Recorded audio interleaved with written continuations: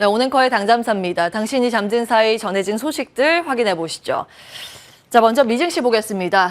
이번 주 FOMC GDP 발표, 이 빅 이벤트를 앞두고 가뜩이나 시장 좀 대기 모드로 떨고 있는 상황에서 실적까지 좋지 않게 나오면서 시장의 분위기가 다시 어두워졌습니다. 3대 지수 일제히 하락 마감이 됐는데요. 하락의 이후 아래에 좀 기입을 해봤습니다.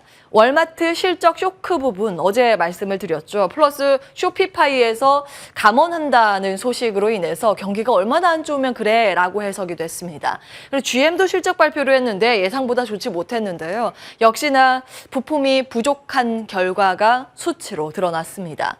러시아 천연가스 공급 감소에 대한 우려는 좀 지속되는 모양새입니다. 이거는 유럽 경제에 대한 우려감이죠. 그래서 이제 유로화 가치가 떨어지는 것을 나타내는데요. 상대적으로 그렇게 되면 미국의 달러화가 강세가 되는데 그러면 미국 기업 입장에서는 수출 기업들 달러 강세 때문에 실적이 앞으로 더 좋아지지 않겠구나라는 우려감으로 연결됐습니다. 이 이유 때문에 특히 3대 지수 가운데 나스닥 지수의 낙폭이 가장 컸습니다. 2% 가까운 낙폭이었죠. 전거래일 대비했을 때 1.87%의 하락 마감한 부분 포착이 되고 있습니다. 자, 그나마 지금 시간 외 거래에서 시장 분위기 괜찮아지고 있습니다. 좀 기댈 곳 정리를 해봤는데요. 역시나 브랜드 파워입니다.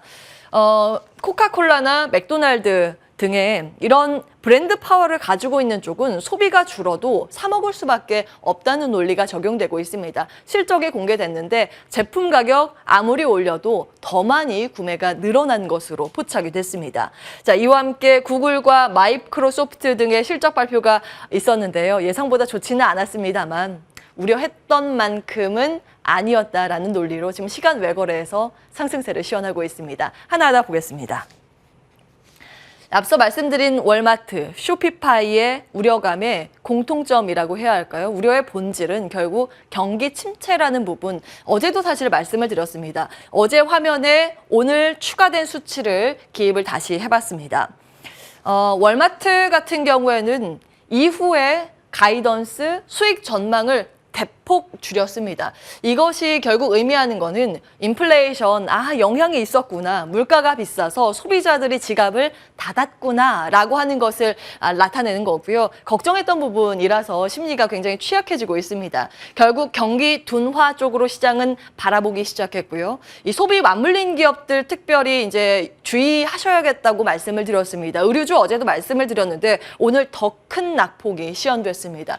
소비를 줄이는 쪽 먼저 의류나 기타 이제 먹고 사는 것을 제외한 부분 그리고 비싼 제품들을 먼저 소비를 줄이기 때문에 그런 부분에 대한 우려감 지속적으로 나타나고 있습니다. 쇼피파이 보실까요? 이것도 결국 경기 우려로 기결되는 문제인데요.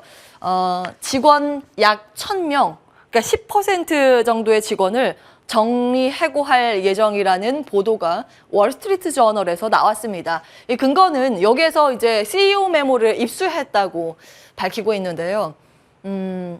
쇼피파이의 CEO가 이렇게 언급을 했다고 합니다. 과거에 팬데믹 쇼크 났을 때 사람들이 실물로 구매하는 것보다 온라인 쇼핑을 더 많이 하는데 이 패턴이 아무리 이제 팬데믹이 종식되고 사람들이 리오프닝이 된다 하더라도 온라인 구매는 계속될 거다. 한번 이 패턴이 변화하면 쉽게 바뀌지 않을 거다라고 했었는데 이게 틀렸다고 시인을 했다고 적혀 있습니다.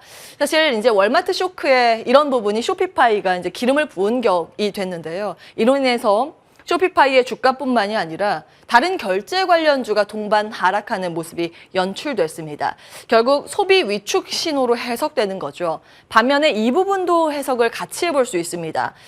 연준의 통화 정책의 의도는 결국 이렇게 슬슬 소비를 위축시키면서 연착륙을 유도하면서 물가를 잡기 위해서 지금 공격적으로 긴축 스탠스를 가지고 가고 있기 때문에 이게 제대로 작용을 하고 있구나라는 쪽으로 해석되고 있습니다. 물가만 이후에 제대로 잡힌다는 데이터가 나온다면 연준의 긴축 변화도 빨리 끝나지 않을까. 이런 분석도 나올 수 있습니다. 같이 연결고리로 체크해 보시기 바라겠습니다.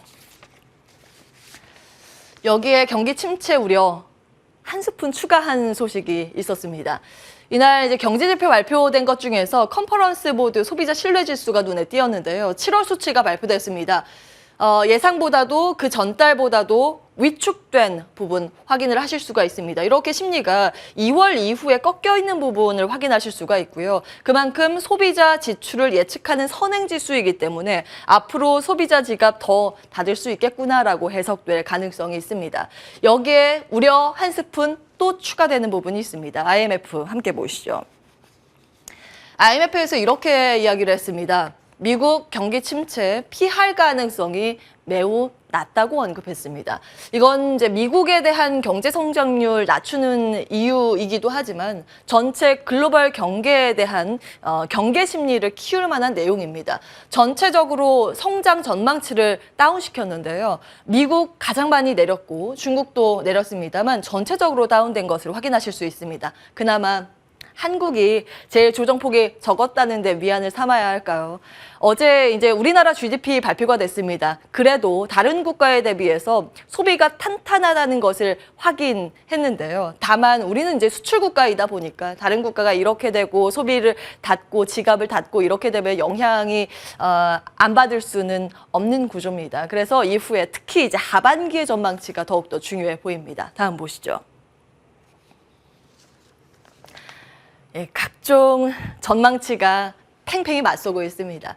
골드만삭스 쪽에서는 지금 인플레이션, 물가 부담스러운 것들 너무 시장 과소평가하고 있다면서 금리 인상 일각에서는 올해나 내년쯤에 이제 중단하지 않을까라고 제시를 하고 있는데 그거 택도 없다. 기대는 이르다 이렇게 언급을 하고 있습니다. 반면에 JP모건 쪽에서는 계속 좀 긍정적인 시각을 내고 있죠. 하반기 증시 개선 전망하고 있습니다. 그 이유는 그래도 하반기나 내년 정도 되면 물가 빨리 잡아서 연준의 정책이 좀 변화하지 않을까라고 예상을 하고 있기 때문입니다. 그리고 이제 정부의 입장은 당연한 거겠죠. 백악관, 옐런 재무장관, 상무장관, 경제고문 입을 모아서 같은 이야기를 하고 있습니다. 지금 경기 침체 아니다. 너무 이르다. 이렇게 이야기를 하고 있죠. GDP가 2개 분기 연속 마이너스가 나온다 하더라도 그게 경기 침체를 의미하는 건 아니다라고 하고 있습니다. 이제 술은 마셨지만 음주는 아니다 하고 비슷한 결인 것 같기는 하지만 어쨌든 근거는 이 GDP 약세가 나온다 하더라도 그것은 일회성 요인이고 기업이 지금 재고 조정에 들어갔기 때문이고 이거 털고 나면 그 다음 분기부터는 괜찮아질 거라고 이야기를 하고 있습니다. 사실은 심리를 우리가 관리하는 게 무엇보다 중요하지 않을까 싶어서 이 다음 내용으로 쭉 정리를 해봤는데요. 경기 침체에 대한 집착 벗어나기입니다. 미국 같은 경우에는 1950년 이후에 침체가 없이 2개 분기 이상 연속 성장은 없었습니다. 결국 성장을 위해서는 한 번씩 숨고르기가 있었다는 것을 의미하고요. 물론 이제 고용 악화 없이 경기 침체가 없었기 때문에 어느 정도 고용 악화나 찬바람이 불 것을 대비는 해야겠죠. 그런 관점에서 좀 체크도 필요해 보이고요. 그래서 지금 2분기보다 당면한 상황보다 하반기 그 전망치가 더욱더 중요하다고 보여집니다. 심리 이야기를 조금 더 해볼까 합니다. 이 수치가 또 간밤 공개됐습니다. 영국의 소비 심리 48년 만에 최악으로 집계됐습니다. 지금 여기까지 떨어져 있거든요. 근데 48년 만에 소비가 최악이 되려면 이때 아주 옛날에 오일 쇼크 때보다 더 안 좋다는 거고요. 각종 금융 시스템 위기 그리고 외환 위기 이런 것보다 훨씬 더 안 좋다는 걸 의미합니다. 코로나 사태 때보다 더 안 좋은 것을 의미하는 거죠. 현재는 그럼 실물 경기는 저 수준은 아닌데 어떤 위기라고 명명되고 있을까요? 여기서는 이렇게 하고 있습니다. Cost of Living Crisis. 먹고 사는데 힘든 문제. 예, 먹고 사는데 힘든 문제. 참 평범해 보입니다. 그만큼 실물 경기보다 심리가 추락세가 더 가파르다는 것을 의미하겠죠. 다음 보겠습니다. 물론 이 심리를 정말 우습게 볼 수는 없습니다. 과거에도 말씀을 드렸는데요. 행동 경제학으로 본 인플레이션. 이 심리가 결국에는 기대 인플레이션에 영향을 미치고 기대 인플레이션은 결국 실물 경제에 영향을 미치고 있기 때문입니다. 여기에 이제 자기 충족적 예언을 추가했는데요. 심리학적 용어입니다. 이제 제가 과거에 교육 심리학을 연구했을 때도 많이 이제 썼던 용어이긴 한데 내가 어떤 미래를 예언을 하고 말을 하고 선포를 하면 삶을 살아가다 보면 여러 가지 선택의 순간에서 그것을 예언을 실현시키기 위한 쪽으로 선택을 하게 된다. 그래서 결국 그 예언이 이후에는 실현이 된다라는 이야기인데요. 그건 경제의 흐름과도 맞물려 있습니다. 그렇기 때문에 언론에서 다뤄지는 이러한 심리 문제도 지속적인 체크는 필요해 보입니다. 다음 보시죠. 자, 미증시로 이동하겠습니다. 긍정적인 부분 체크를 해볼까요? 시간 외 상승세를 시현하고 있는 두 개 먼저 보겠습니다. 구글과 마이크로소프트 모두 예상보다 실적이 좋지는 않았습니다. 그런데 이걸 참 아이러니하게도 스냅 덕분이라고 해야 할지, 스냅 쇼크가 워낙 컸고 그때 같이 미리 매를 맞았던 탓인지 오히려 이 정도면은 그래도 낫다. 실적 예상보단 조금 정도 못 미친 정도이기 때문에 괜찮다라고 이제 생각이 되는 건지 시간 외 거래에서 두 종목 모두 4% 이상의 상승세를 시현하고 있습니다. 일단 이번에 실적이 안 나온 데는 두 가지 이유가 꼽히는데요. 구글과 마이크로소프트 공통 문제입니다. 이제 환율 문제. 앞서 말씀드린 것처럼 달러의 가치가 올라가면 해외에서 이 외화벌이 하는 쪽은 아무래도 타격을 입을 수밖에 없겠죠. 여기에 러시아 우크라이나 관련 일회성 비용도 이번에 반영이 됐기 때문이다. 일회성 비용은 이번 지나가고 다음부터는 좀 괜찮아지지 않을까라는 그런 해석도 있기는 합니다. 그리고 이제 비자와 텍사스 인스트루먼트의 실적은 좋았습니다. 이제 비자 같은 경우에는 소비가 약간 둔화한 것이 포착되긴 했지만 역시 미국 소비는 견조하다는 것을 다시 한번 확인을 시켜줬고요. 텍사스 인스트루먼트 같은 경우에는 반도체 쪽이죠. 그래서 시선이 많이 집중됐었는데 예상보다 실적 정말 좋았습니다. 그러면서 지금 시간 외 거래에서 한 3% 가까운 플러스권 유지를 하고 있습니다. 조금 더 고무적인 부분은 이번에 실적 그 다음 가이던스가 상향 조정됐다는 데 있겠습니다. 자, 어제 이제 말씀드린 부분인데요. 사실 모든 건 그렇습니다. 언제나 나쁠 수만은 없겠죠. 펀드 매니저는 내년을 기대한다고 하면서 또 이 부분도 보여드렸습니다. 어닝 미스, 이제 실적이 예상보다 좋지 않게 나오고 그 이후의 주가 방향은 이 과거의 3년 전보다 훨씬 더 낙폭이 적게 나타나고 있다는 부분 어제 말씀을 드렸습니다. 이거는 22일까지 좀 적용된 데이터고요. 이 그래프를 통해서도 확인을 하실 수 있을 듯 합니다. 이미 시장 실적 안 좋게 나올 거다라고 잔뜩 걱정을 하고 경기 안 좋을 것이다 하고 잔뜩 걱정하면서 주가가 이렇게 많이 빠져 있습니다. 이제 미리 반영됐던 탓인지 실적이 실제로 그렇게 좋지 않게 나온다 하더라도 그 이후에 추가 낙폭은 좀 제한적인 부분이 이번 어닝 시즌의 특징이지 않을까 싶습니다. 자, 이 부분도 지속적으로 좀 체크해 드리고 있는 부분입니다. 지난주 목요일부터 이제 나올 때마다 말씀드린 부분인데요. 뉴스케일 파워라는 기업이 역사상 신고가를 계속 갈아치우고 있다는 부분 말씀을 드렸습니다. SMR 소형 모듈 원전 관련 대표적인 종목이라는 부분 말씀을 드렸고요. 왜 이렇게 신고가를 갈까 참 이상하다 싶기는 했는데 간밤 또 소식이 들려와서 다음 장으로 체크를 해보겠습니다. 뭐 신고가에 대한 부담 때문인지 뉴스케일 파워는 살짝 쉬어갔습니다만 테마 안에서 우라늄 테마가 다시 한번 고개를 드는 모습 특징적으로 잡혔습니다. 독일에서 이 변화의 움직임이 감지됐습니다. 파이낸셜 타임즈의 보도 함께 보시죠.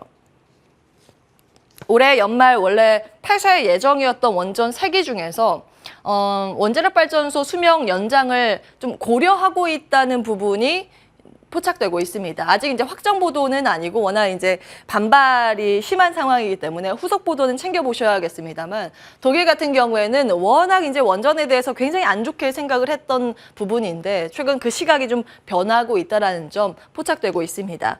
함께 참고해 보시기 바라겠고요. 이때 같이 이제 말씀드렸던 국내 관련 기업도 마지막으로 정리해 보겠습니다.